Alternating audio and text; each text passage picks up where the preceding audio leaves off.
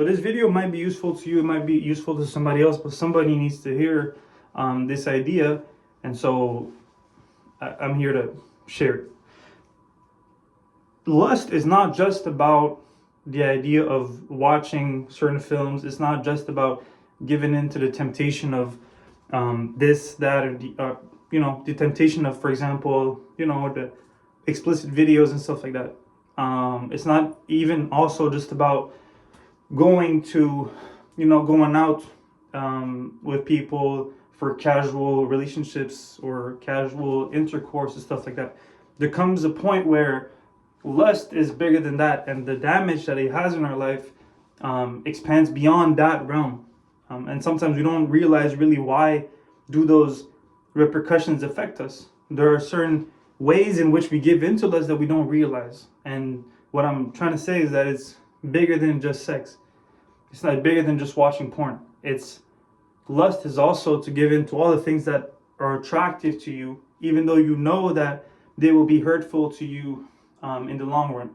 And so lust can be sadness. Lust can be the companionship at any price, for example, right? Lust can be ignorance. Lust can be defeat. Lust can be a lot of things, and there are many ways in which we have to resist lust and something bigger than just the way that we typically look at it, right? And so if we start to look at it that way, we might figure out why are we so attached to certain things, such as the lust, which is, that we typically think about. If we just realize that lust is bigger, then we can look at the pattern. We can look at the pattern and figure out that the source of it probably wasn't even sex in the first place. The source of it might have been the fact that we actually long for sadness because we seek a sense of meaning. We might be longing for companionship because we have a fear of being alone. Or maybe we long for defeat because we struggle to believe in ourselves to be able to move forward.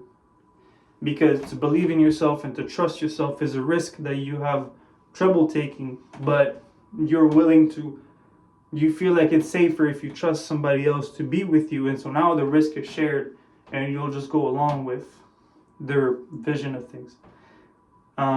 Lust can also be to be pleasing to people, right? To be accommodating to who they are, and to not be resistant or sort of, not necessarily confrontational, but also sort of disagreeing with them. The sense of disagreeing with them would be scary, because then if you're not pleasing to that person, they might not love you, or they might leave you alone, or stuff like that, right? And so in all these ways, you can see that the pattern of lust is bigger than the thing about sex that we see all the time. Because we have now a generation of people that have a porn addiction, or a generation of people that go and sleep around, or a generation of people that seem to find it normal, right? Or that don't know how to overcome this. And what I'm trying to say is that it's true that it sells. It's true that there might be a money thing in it. It's true that people capitalize off that weakness in people. But it's also true that it's something that we do to ourselves. And so if it wasn't this, it would be something else, right? Drugs can also be one of them. Drugs can also be something where you create confusion in your life. It can also be a way for you to try to ignore the things that you should be doing because of the fear, again, of trusting yourself, and to let go and to, carry on what life had planned or has planned for you, right? All those ways are different ways of the same thing, really. And you can recognize it. Now the part of our job is to recognize the difference between what is the lust and what is the real vocation or the calling. And that's part of our responsibility. And that's when we come into play. That's where who we are matters, because there are certain things that if you do with the intention, or if you do with the perspective of trusting yourself and moving forward and taking the risk, will be beneficial to you. And the same action can be done with a different perspective, the perspective of lust, the perspective of trying to get away from thoughts, or try to get away from the pressures that are bestowed upon you, and the result will be completely different. A simple example is somebody who, a man and a woman who get together and have intercourse, and you could do that in one context, which is a perspective of you wanting to be a father, for example. I'm talking to the men right now. Or you want to be a parent, to be more general. And in this one context, you're gonna have a perspective of who you want to be, and this is serving to you.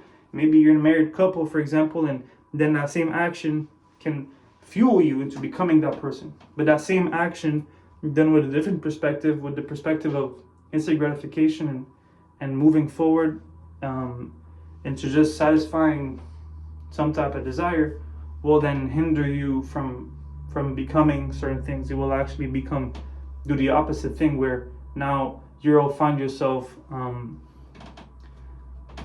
to deal with the repercussions of the position that you found yourself in, right? There was no perspective to move this whole movement now forward, and that's just an example of it.